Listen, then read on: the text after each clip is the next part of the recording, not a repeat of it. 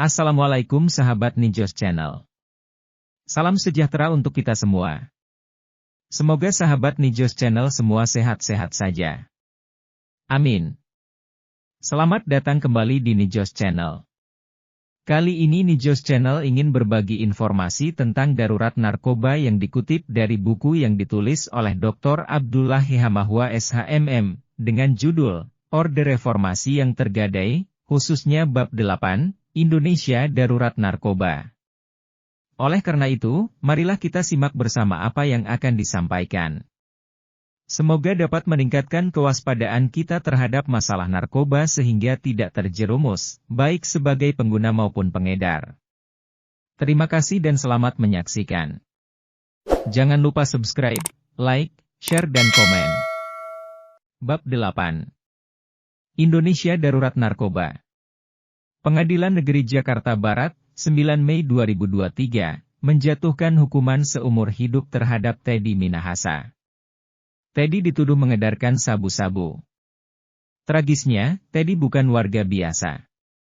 Beliau mantan Kapolda Sumatera Barat. Kasus Teddy Minahasa menjadi bukti, Indonesia dalam keadaan darurat narkoba. Apalagi, data-data Badan Nasional Narkoba BNN, 2022, menyebutkan, ada 4,8 juta pengguna narkoba di Indonesia. Bahkan, menurut BNN, setiap hari, ada 50 orang yang mati di Indonesia karena menggunakan narkoba. Dahsyatnya, kerugian ekonomi maupun sosial, mencapai 63 triliun rupiah. Pemasok narkoba terbesar ke Indonesia adalah RRT. Maknanya selain menguasai ekonomi dan SDA Indonesia, RRT juga punya strategi budaya. Menghancurkan daya tahan dan semangat juang generasi muda Indonesia melalui pemasokan narkoba besar-besaran. Mengenal narkoba. Narkoba, singkatan dari narkotika dan obat-obatan. Narkotika sendiri adalah zat, baik yang bersifat alamiah, sintetis, maupun semi-sintetis yang menimbulkan efek penurunan kesadaran, halusinasi, dan daya rangsang. Undang-Undang Nomor 35/2009 tentang Narkotika Pasal 1 Ayat 1 menyebutkan, narkotika adalah zat buatan ataupun yang berasal dari tanaman yang memberikan efek halusinasi, menurunnya kesadaran, serta menyebabkan kecanduan. Narkotika ada beberapa jenis. 1. Narkotika golongan 1 seperti ganja dan opium. Narkotika jenis ini sangat berbahaya, sebab dapat menimbulkan efek kecanduan. 2. Narkotika golongan 2, bisa dimanfaatkan untuk pengobatan, asalkan sesuai resep dokter. Beberapa di antaranya adalah morfin dan alfaprodina. Narkotika jenis ini juga bisa menimbulkan ketergantungan bagi pemakainya. 3. Narkotika golongan 3, punya efek ketergantungan yang relatif ringan. Ia banyak dimanfaatkan untuk pengobatan. Narkoba bisa diperoleh secara alami. Namun, ada pula yang dibuat melalui proses kimiawi. Berdasarkan bahan bakunya, narkotika ada beberapa jenis. 1. Narkotika sintetis. Narkotika jenis ini diperoleh dari proses pengolahan yang rumit. Golongan ini sering dimanfaatkan untuk keperluan pengobatan dan penelitian. Contohnya, amfetamin, metadon, dan deksamfetamin. 2. Narkotika jenis semi-sintetis. Pengolahannya menggunakan bahan utama berupa narkotika alami yang kemudian diisolasi dengan cara diekstraksi atau memakai proses lainnya. Contohnya, morfin, heroin, dan kodein.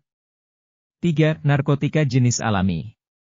Contohnya, ganja dan kokain yang bisa langsung digunakan melalui proses sederhana. Kandungan racunnya masih kuat. Olehnya, narkotika jenis ini tidak diperbolehkan untuk dijadikan obat. Sebab, bisa mengakibatkan kematian jika disalahgunakan. Mengapa harus narkoba? Para pakar, baik yang di BNN, kedokteran, maupun perguruan tinggi menyebutkan, merebaknya narkoba karena 1. Keinginan seseorang untuk mencoba, ingin tampil beda atau kurang percaya diri. Akhirnya, dia punya ketergantungan terhadap narkoba. 2. Menggunakan narkoba sebagai gaya hidup. 3. Pengaruh lingkungan, tekanan kelompok sebaya, dipaksa, diancam, atau dijebak. 4. Tekanan yang dialami seseorang karena pekerjaan atau pelajaran sekolah. Para pakar juga menyebutkan, ada 5 faktor lain, mengapa seseorang rawan tergoda narkoba. Keyakinan adiktif, yakni kepercayaan seseorang yang menganggap dia tidak bisa berbuat sesuatu tanpa pihak lain. Pihak lain itu adalah narkoba. Jadi dia kecanduan narkoba. Kepribadian adiktif adalah orang yang terobsesi terhadap diri sendiri. Dia tidak punya jati diri. Hidupnya tanpa tujuan dengan depresi yang tersembunyi. Dia juga tidak mampu mengatasi masalah. Namun, kebutuhan akan pemuasan nafsunya harus segera dipenuhi.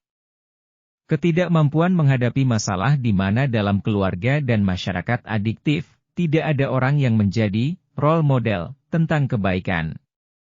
Pengidap narkoba ini justru lebih suka mencari penyelesaian masalah saat itu juga secara instan yang langsung dapat memuaskan keinginannya. Tidak terpenuhinya kebutuhan emosional seperti rasa aman, gembira, dan ketidakjelasan tujuan hidup. Apalagi, ketidakmampuannya mengatasi masalah dan hanya mau merasa nyaman terhadap adiksi, kurangnya dukungan sosial, baik dari keluarga, sekolah, maupun masyarakat, sehingga dia menggunakan narkoba. Tidak kalah penting, maraknya narkoba karena produksi barang haram itu dikendalikan dari dalam penjara. Mereka bikin di dalam, misalnya vape yang ada ganjanya, kata aktor Tio Pakusadewo ke Uya Kuya dalam wawancara yang disiarkan pada Minggu 30/4/2023, seperti diwartakan, kata data. Bahkan, Tio mengisahkan perilaku seorang narapidana yang mengatur pembuatan narkoba dari dalam sel. Dahsyatnya, napi tersebut bisa mengatur peredaran narkoba di beberapa lokasi seperti Bali hingga Bandung.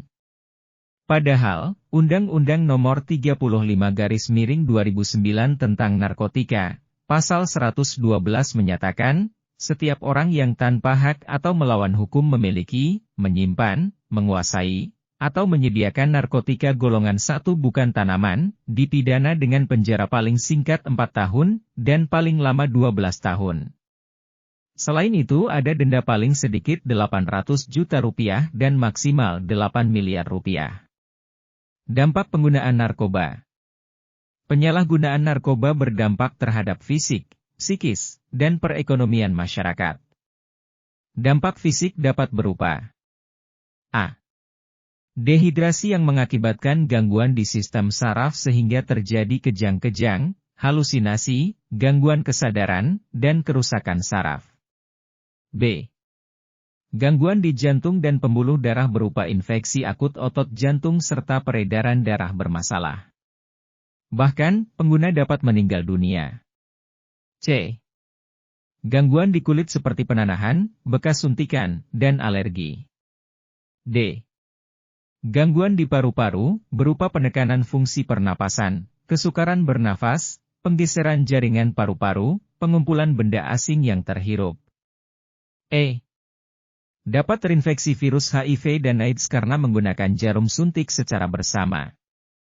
Dampak psikologis yang terjadi antara lain, berpikir tidak normal, cemas, gelisah, lamban, dan ceroboh dalam bekerja. Mereka juga kehilangan kepercayaan atas diri sendiri. Bahkan, seseorang sulit berkonsentrasi. Namun, dia suka berhayal. Korban narkoba juga suka curiga secara berlebihan, hilangnya kontrol diri, pemalas, emosi yang tidak stabil, dan ketergantungan terhadap narkoba.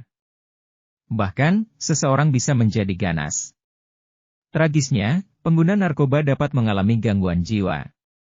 Penyalahgunaan narkoba juga merugikan masyarakat, baik di sektor ekonomi, sosial, kesehatan, maupun hukum. Bahkan, menurut BNN, seperti yang sudah disebutkan di atas, sekitar 50 orang meninggal dunia setiap hari di Indonesia karena narkoba. Menurutnya, kerugian ekonomi maupun sosial mencapai 63 triliun rupiah per tahun.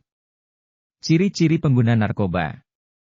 Orang tua, guru atasan perlu mengenal secara dini anak, murid atau bawahannya terpapar narkoba.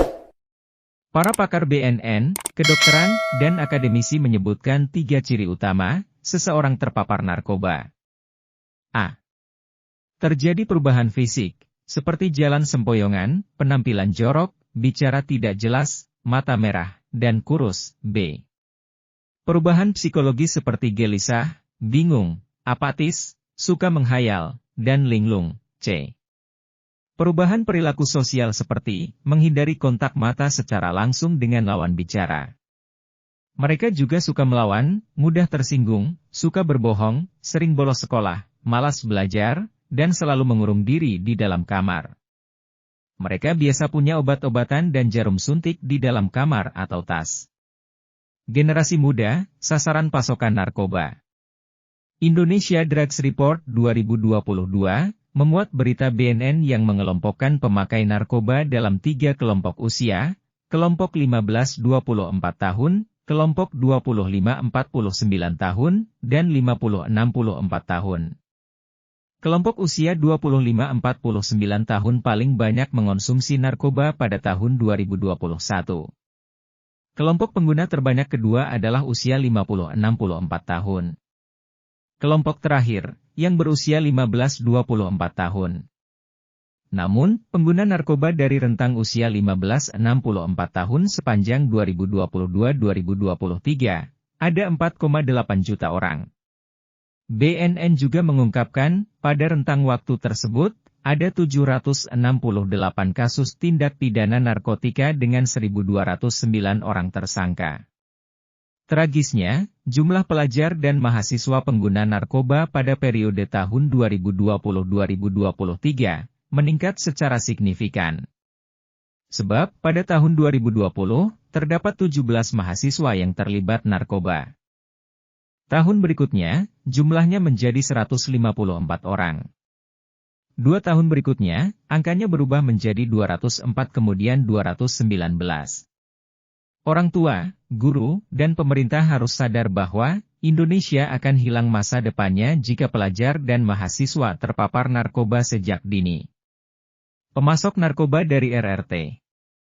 Kepala Bagian Hubungan Masyarakat BNN, Kombes Pol Slamet Pribadi mengatakan, RRT merupakan pemasok narkotika terbesar ke Indonesia. Mereka juga pengendali bisnis barang haram tersebut. Iran menempati urutan kedua, disusul Afrika dan negara di Eropa. Slamet Pribadi menambahkan, saat ini ada 44 narkotika jenis baru yang beredar di Indonesia. Bahkan di dunia, menurutnya, ada 651 new psychoactive substances, NPS beredar di masyarakat.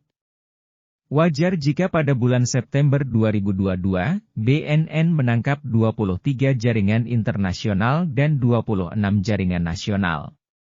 Bahkan, pada periode 2021-2023, BNN menyita 5,6 ton sabu, 6,4 ton ganja, dan 454.475 butir ekstasi. Tragisnya, bandar atau pengedar tidak hanya mengedarkan barang haram tersebut ke tempat hiburan. Mereka bahkan sudah masuk ke dalam tempat-tempat privasi, seperti indekos, rumah, dan ruang publik. Dahsyatnya, narkoba pun sudah masuk ke pesantren dan kantor para pejabat. Bahkan, artis, anggota legislatif, kepala daerah, dan hakim terlibat narkoba. Generasi muda dalam bahaya. Indonesia akan hancur, tidak hanya karena korupsi. Negeri ini akan terpuruk tidak hanya karena ketidakbecusan pemerintahan sekarang. Namun, Indonesia bisa menjadi jajahan superpower karena maraknya narkoba. Sebab, anak di bawah umur pun jadi sasaran. Mereka tidak saja sebagai pengguna, tapi juga menjadi pengedar. Inilah salah satu strategi RRT, menjadikan Indonesia sebagai provinsi terakhirnya. Hal tersebut dilakukan dengan cara mengimpotenkan generasi muda melalui narkoba dan menguras kekayaan Indonesia via korupsi dalam sistem oligarki.